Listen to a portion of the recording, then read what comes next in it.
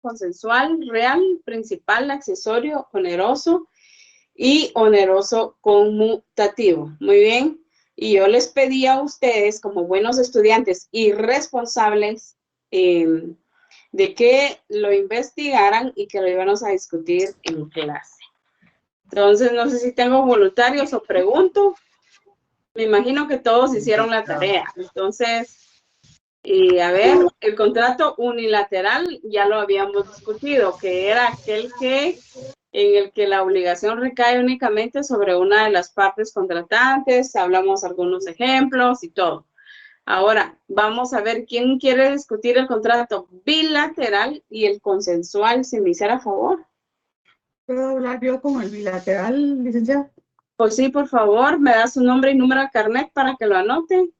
Mildred Sandoval, carnet 84-111-46. Muy bien, Mil. Cuénteme, ¿qué investigó del contrato bilateral? El contrato bilateral es el denominado también recíproco o sinalmático, ahí no entiendo qué es. Es en que ambas partes se obligan de forma mutua. Ambos pueden ser acreedores o deudores y las obligaciones de ambas partes nacen al mismo tiempo, ¿verdad? Entre estas están de esa naturaleza los contratos de promesa bilateral, el mandato oneroso, la sociedad civil, la compraventa, permutas, arrendamiento, depósito oneroso, obra o empresa, servicios profesionales, fianza onerosa, renta vitalicia, loterías, rifas y transacción.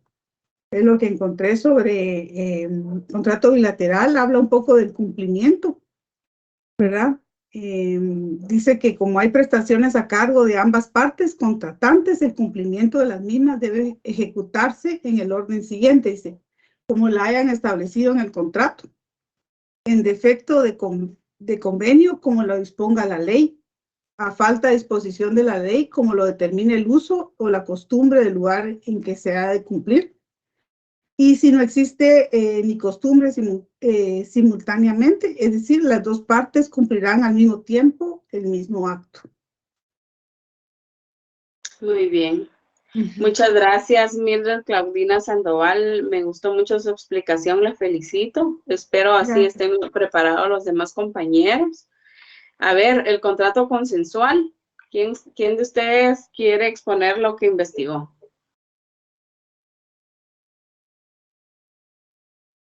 Anthony Peralta, diga.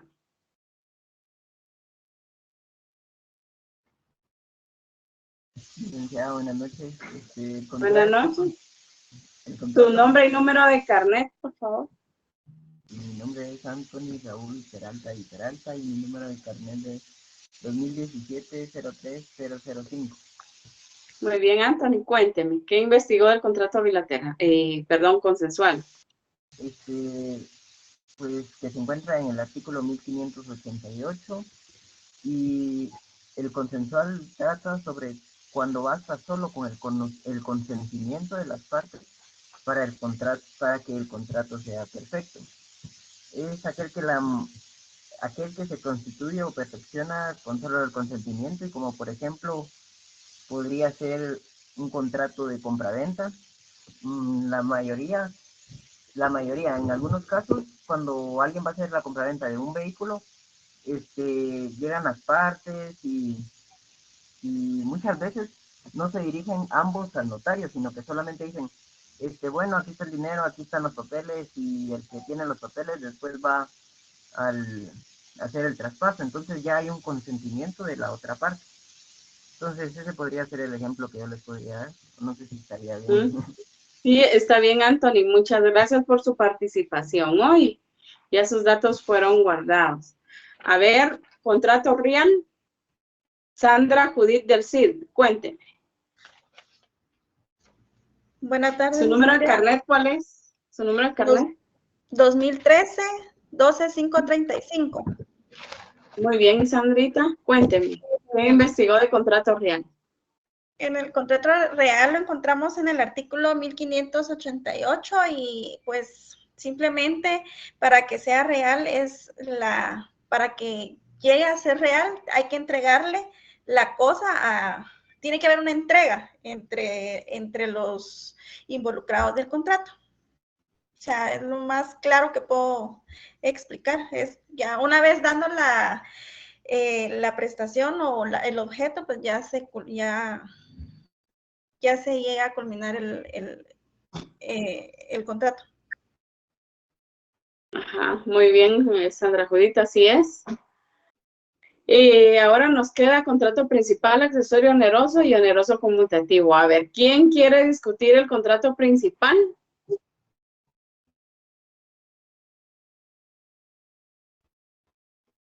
De los que están levantando la mano. A ver.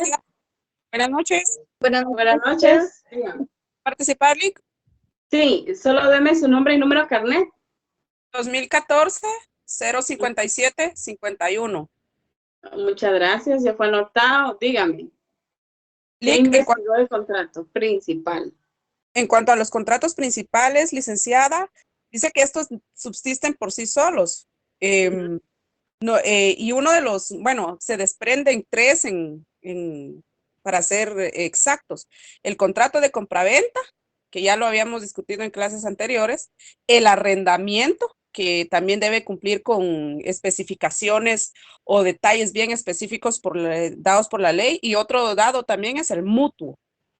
¿Mm? Muy bien, ¿qué artículo dijo que estaba? 1589.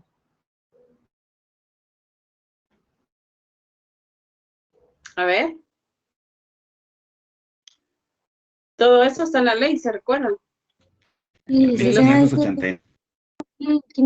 Licenciada, 1588. el contrato real se encuentra en el 1588. Muchas gracias, muy amable. A ver, ¿quién quiere discutir el contrato principal? Yo, licenciada. Por Mi nombre es favor, su nombre y carnet.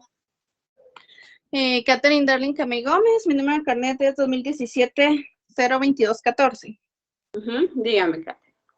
El contrato principal, en pocas palabras, pues es el que consiste, el que subsiste por sí solo. Se está regulado en el artículo 1589 del Código Civil.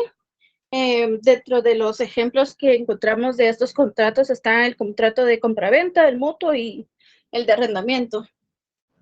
Así es. Muy bien, muchas gracias por su participación. Ahora bien, pasamos al contrato accesorio. ¿Qué investigaron de este contrato, jóvenes? Licenciada, Sí, dígame. en cuanto a los contratos principales, como decía la compañera, ¿verdad? Cumplen una forma autónoma su finalidad jurídica y económica, ya que no dependen de otro contrato, ¿verdad? Eso es importante, por eso son principales, porque no dependen de ningún otro para que puedan existir. Exactamente. Se encuentran ubicados en el 1589 y es un acuerdo contractual que solo puede existir por consecuencia o en relación con otro contrato. Por ejemplo, el contrato de promesa de compraventa, ¿verdad? Que es previo al contrato principal. Muy bien, así es. ¿Su nombre y número de carnet lo dijo? Julie Franco, carnet 2019, 04439. Muy amable. A ver, Jessica Michelle Carrera, cuénteme, ¿qué investigó usted de contrato accesorio?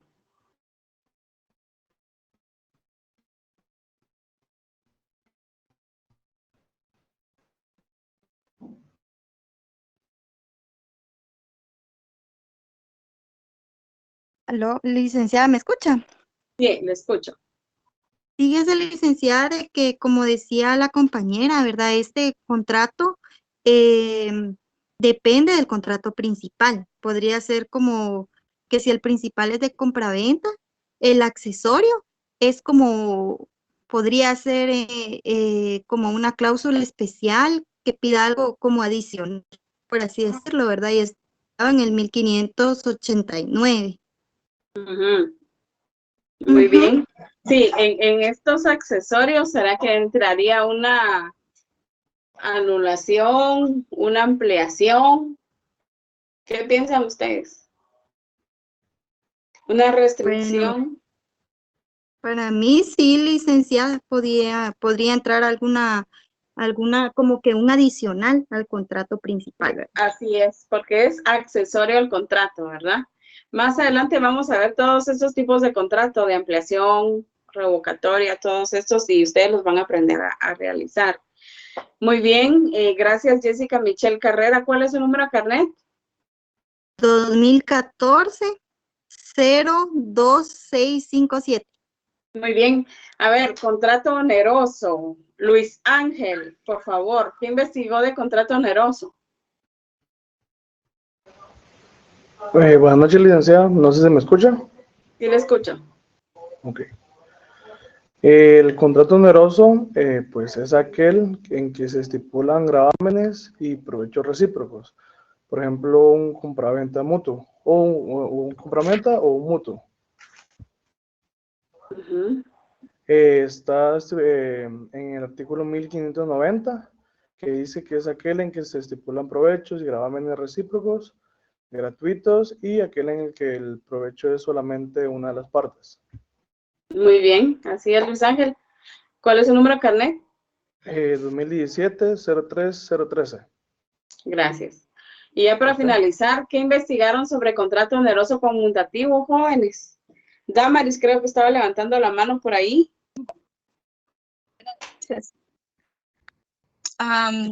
Yo investigué lo del contrato oneroso conmutativo, que es aquel que al celebrarse se conocen las pérdidas o ventajas económicas que convienen las partes contratantes. Por ejemplo, está el contrato de compraventa. El vendedor tiene el conocimiento de que si el precio constituye para él una pérdida o una ventaja o ganancia, y el comprador conoce plenamente el efecto que representa el precio. Está regulado en el artículo 1591 del decreto ley 106. Sí, así es, Damaris. Muchas gracias. ¿Cuál es su número de carnet? 2019-044-19. Muy bien, gracias, Damaris. Muy bien, jóvenes. Repasamos esto porque yo quería que ustedes lo investigaran y que tuvieran más claridad al respecto. De igual manera, yo ya les había dado los artículos donde se encontraban. De igual manera, aparte de la división de contratos, vimos lo que son los efectos del contrato. Yo les dije que estaban en el artículo 1534 a 1537. Me imagino que si lo leyeron, igual les dejé que leyeran el artículo 1543, el artículo 1244 del Código Civil. Y también vimos lo que son, cuáles son los tipos de contratos civiles. También les dicté lo que es una razón de testimonio especial. Esto nos va a servir de mucho cuando ya entremos a la práctica. Y ya solo se los voy a pedir porque ya lo saben hacer. Y el día de hoy vamos a finalizar ya, bueno, todo lo que les he venido diciendo, yo se los he preparado y se los voy a enviar a la licenciada Alejandra para que lo compartan en el chat, o bien voy a ver si el lunes tenemos ya los listados, ya hacemos los grupos y ya se los mando a los coordinadores, ya les hice un material que se los voy a compartir. El día de hoy vamos a continuar con lo que es los requisitos de la compra-venta, porque termino acá con lo que les voy a decir y ya vamos a dejarles una tarea que ustedes realicen un contrato de compra-venta de bien inmueble urbano al contado, ¿verdad?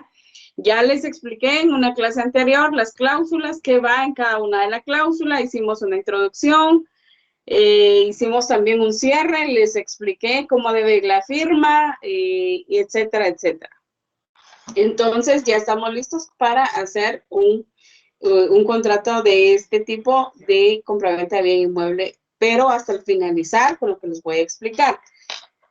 Los requisitos del contrato de compraventa se deben de reunir las condiciones generales de validez, siendo, por ejemplo, la capacidad de las personas que van a realizar el contrato, el consentimiento, porque a nadie se le puede obligar a que realice, a que firme un contrato, debe estar exento de vicios y objeto lícito, porque tampoco va a venir a vender un bien inmueble que no es de él o qué sé yo de qué manera lo obtuvieron. Entonces ustedes deben de investigar previamente antes todo ello. De igual manera, vamos a ver las obligaciones previas y posteriores al momento de redactar un documento.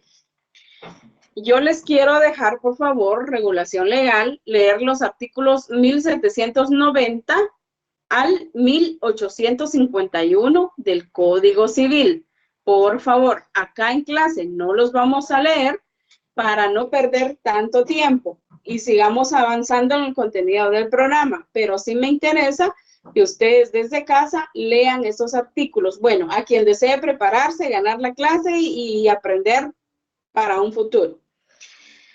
Los elementos del contrato son... sí, dígame. Ay, Lick, perdón, fíjese, creo que mi terreno está bien. ¿Será que se podría repetir de nuevo los artículos? Qué pena, Lick, disculpe. Con mucho gusto. 1790 a 1851 del Código Civil. De igual manera, los elementos personales, ¿quiénes son? Pues el vendedor y el comprador. ¿Y cuáles son los elementos reales? Es la cosa y el precio. ¿Y cuáles son los elementos formales? Pues es la escritura pública cuando se trate de bienes que se inscriben en el Registro General de la Propiedad. Muy bien. Quiero que pongan mucha atención. ¿Cuáles son las obligaciones previas a la escritura de compraventa? Número 1. Primero, los documentos personales de identificación, ¿verdad? Eso es regla general que ustedes como notarios deben de solicitarle a la persona o a las personas los documentos con el cual se van a identificar. Alguien decía de conocimiento, conmigo no va.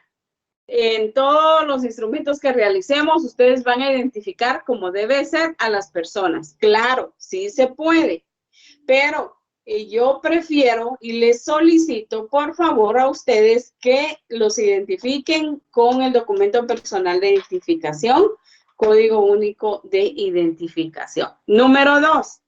Otra obligación previa es el título con que se acredita la propiedad.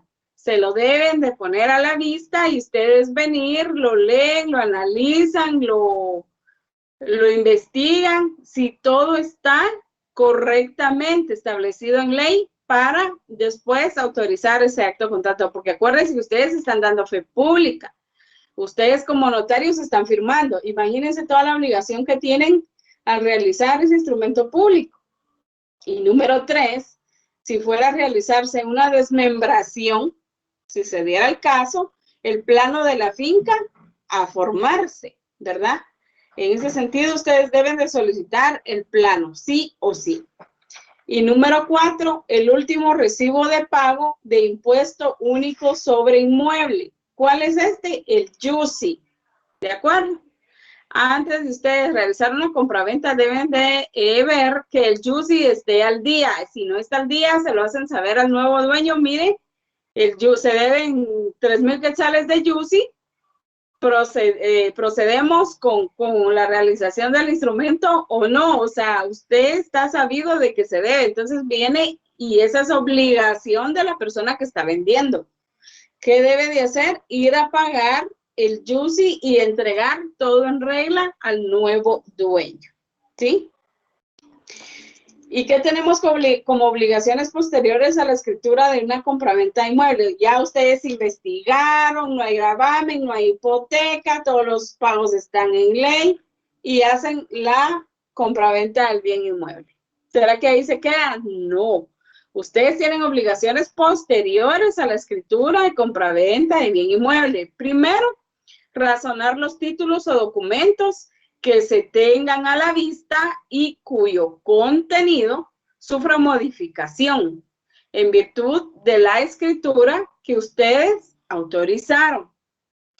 Y número 2, la segunda obligación previa es el testimonio especial que ustedes como notarios tienen la obligación de enviar al Archivo General de Protocolos. A ver, ¿dentro de cuántos días tenemos para enviar nosotros ese testimonio, jóvenes? 25 días. 25 días siguientes a la autorización de la escritura. ¿Qué pasa si nosotros no cumplimos con esos 25 días? Nos ponen en la lista de... Nos ponen una multa, nos inhabilitan, ¿verdad? Si es fin de trimestre y no hemos cumplido, etcétera, etcétera. Hay un montón de consecuencias. Entonces nosotros, antes de los 25 días que nosotros realicemos una escritura de compra-venta, debemos enviar el testimonio especial al Archivo General de Protocolos. Pero, ¿qué pasa? Si el fin de trimestre es dentro de 2 días y el día de hoy yo estoy cartulando, yo estoy realizando una compraventa de bien inmueble, pues debo de apurarme y antes que finalice el trimestre, debo de enviar lo que es el aviso, ¿sí? Que escrituré, que realicé el instrumento público número 15, por ejemplo. Debo de enviar el aviso al Archivo General de Protocolos. Porque si no, nuestro nombre no se escapa de salir en la publicación como notario inhabilitado, ¿verdad? Y debemos de tener mucho cuidado, de verdad, a que nunca salgamos. Igual, entre las obligaciones posteriores tenemos, en el caso de compraventa, los avisos a la municipalidad de la localidad y a la Dirección General de Catastro de Avalúo de Bienes Inmuebles, DICABI. Esas son las obligaciones que nosotros tenemos al momento de redactar un instrumento público de compraventa, ¿sí? A ver, ¿y cuáles son los impuestos que debemos de pagar cuando realizamos esos instrumentos públicos de compraventa? Bueno, primero, en el testimonio especial, se cubre el impuesto de timbre notarial por tratarse de valor determinado, que es el 2 por millar sobre el valor del contrato. ¿Y esto dónde lo encontramos? Anótenlo en el artículo 3, numeral 2, literal A, del decreto 82-96 del Congreso de la República. Muy bien. Otro impuesto es el testimonio para el cliente. Si un bien se vende por primera vez, es decir, solo ha tenido un propietario, debe de pagarse el impuesto del valor agregado. Por lo tanto, a ese testimonio se debe de acompañar ¿qué? El recibo de pago del impuesto al valor agregado, IVA, ¿sí? En la actualidad el impuesto es del 12% sobre el valor de la venta, el cual se paga en efectivo en formulario y si ustedes quieren fundamento legal lo encontramos en el artículo 10 del decreto 27-92 del Congreso de la República.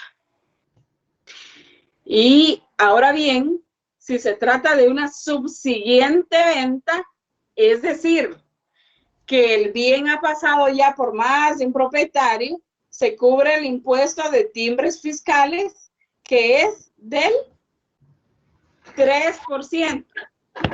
Ese porcentaje se cubre con estampillas fiscales o bien con pago en efectivo en formulario específico. ¿De acuerdo? Espero les haya quedado claro. De todas maneras, yo se los voy a estar enviando a ustedes posteriormente todo este documento.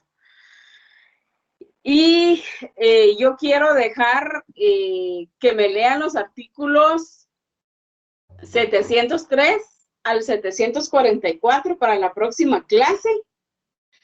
Ahí vamos a hablar del usufructo, uso y habitación, ¿sí? Y el fundamento es del 703 al 744 del Código Civil. Yo necesito que ustedes me lean estos artículos sobre el tema de usufructo, uso y habitación y vamos a discutirlo el lunes en la próxima clase. Muy bien, ya les he explicado todo en relación a un instrumento público, la compraventa, obligaciones previas, obligaciones posteriores, los impuestos. Pero ya para finalizar, quiero hablarles sobre la carta de pago, rescisión y finiquito. Y luego yo ya les voy a dejar una tarea para que practiquemos, ¿de acuerdo? En este sentido, les decía que el pago es la forma normal de cumplir con las obligaciones. El pago libera al deudor y extingue la obligación. El pago es el cumplimiento de la prestación que constituye el objeto de la obligación. O sea que constituye una forma típica de extinguir las obligaciones. Y la regulación legal está, a ver, Luis Ángel Ruano Sandoval, léame el artículo 1380 del Código Civil, por favor.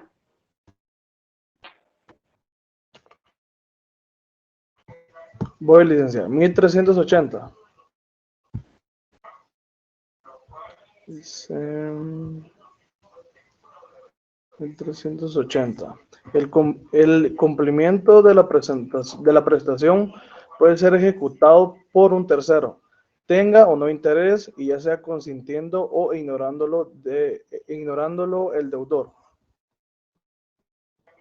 En relación a la carta de pago, ¿qué entiende usted acá, Luis Ángel? Pues que la prestación pues puede ser ejecutado por la tercera persona, que es la que pues va a estar interesada, y pues puede ignorar al deudor a la hora del cumplimiento. Aquí da a entender como que lo que quieren es que se cumpla con la obligación y punto, ¿verdad? Sí. Ajá. Muy bien, Luis Ángel. Miren, el pago debe hacerse del modo a que se hubiere pactado y no podrá efectuarse parcialmente, salvo por convenio expreso o por disposición de la ley. En este sentido, el deudor que paga tiene derecho de exigir el documento que acredite el pago. Si el pago tuviera que hacerse en moneda extranjera, es un ejemplo, cumplirá el deudor con entregar su equivalencia en moneda nacional al tipo de cambio que rija en ese día, ¿verdad? Si es 7.82, 7.83, qué sé yo, así debe de ser pagado. El pago del capital supone el de los intereses, salvo que se hubiesen aceptado el pago con reserva correspondiente, ¿sí? Ahora bien, ¿qué entendemos por la carta de pago?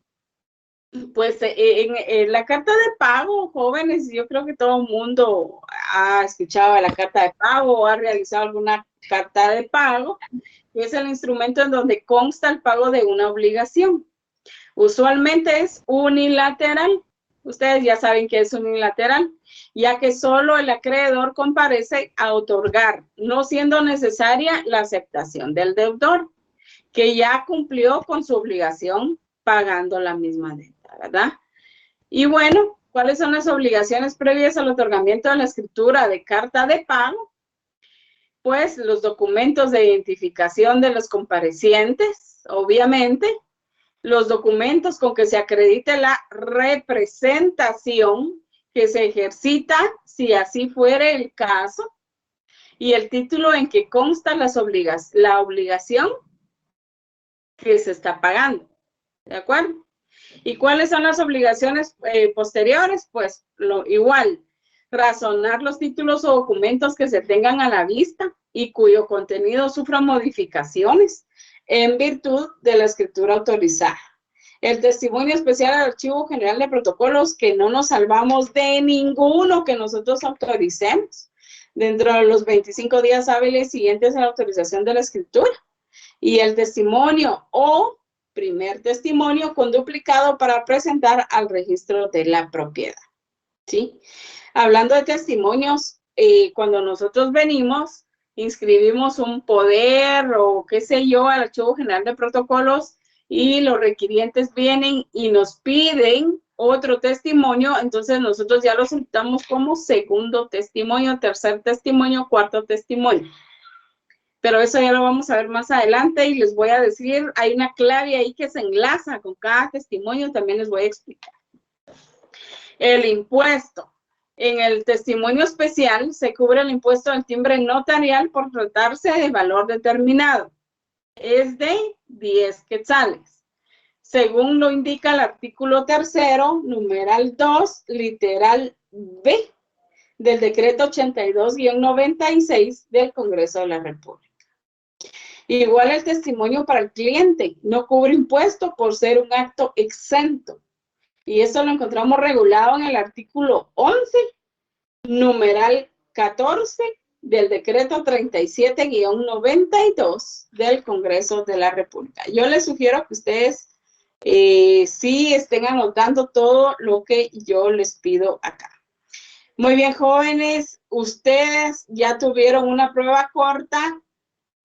Bueno, el código notariado fue la primera la prueba corta que yo los examiné, los evalué. Esta vez tuvieron una prueba corta del decreto 37-92, que es la ley de timbre fiscal de papel sellado especial para protocolo, el decreto 82-96, ley de timbre forense y notarial, y el decreto 431 sobre el impuesto de herencia legal y donaciones, y el acuerdo gubernativo, el 325-2005, que es el arancel general para los registros de la propiedad. Esto ya lo leímos, no podemos alegar desconocimiento más adelante, cuando yo se los pregunte, ¿de acuerdo? Todo esto que les he ido explicando se los voy a estar enviando como guía, nada más, para su examen. Porque ¿cuándo empiezan los primeros parciales? Si no se mal, el 18 de agosto, ¿o cuándo? El 21. Es el 21, ya tenemos poco tiempo, jóvenes, en serio. Entonces debemos de apurarnos. Muy bien, son las 7:30. Tenemos media hora. Por favor, jóvenes, háganme lo que son las cláusulas. Ustedes ya hicieron la introducción, ¿se recuerdan? Ya hicimos la introducción de un contrato ¿de qué? De promesa de bien inmueble, ¿verdad? Ahora quiero que me hagan las cláusulas, por favor, y me lo manden al correo de tarea. No les voy a pedir algo fuera de clase. En media hora ustedes hacen las cláusulas, estoy segura. Así que pónganse a trabajar, por favor. Los dejo a su criterio los datos. Ustedes ya tienen una base, ya hicimos la introducción en clase, ya la discutimos, ya leyeron algunos compañeros su introducción. Ahora necesito que me trabajen el cuerpo de introducción, cuerpo y cierre. En este caso son las cláusulas, el cuerpo de esta promesa de escritura de compra-venta. Así que pónganse a trabajar, jóvenes, tenemos media hora exacta. Licenciada, ¿cláusulas y cierre o solo cláusulas? Solamente cláusulas. Sí, gracias. En hoja papel español, yo les pedí desde el primer día que por favor tuvieran a la mano la hoja papel español.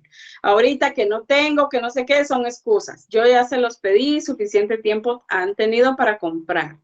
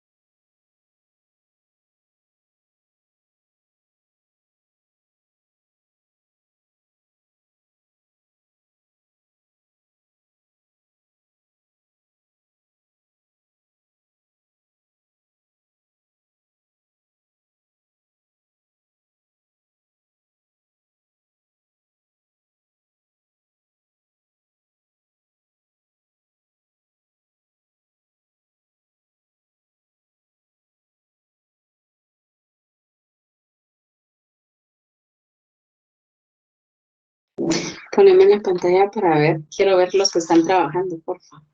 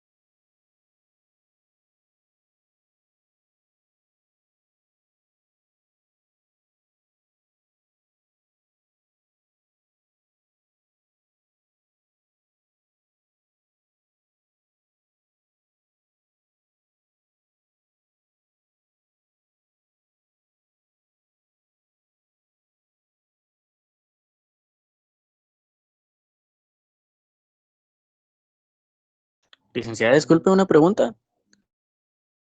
Sí, dígame, ¿Mencionó que era de compraventa o de promesa de venta? de promesa. Continuemos con lo que ya hemos venido trabajando Muy bien, muchas gracias. para servirle.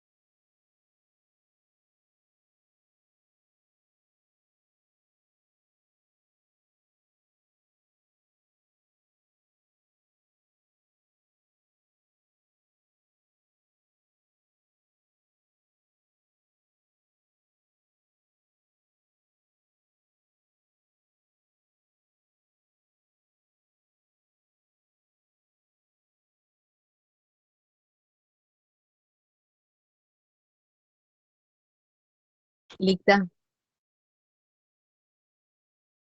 tiene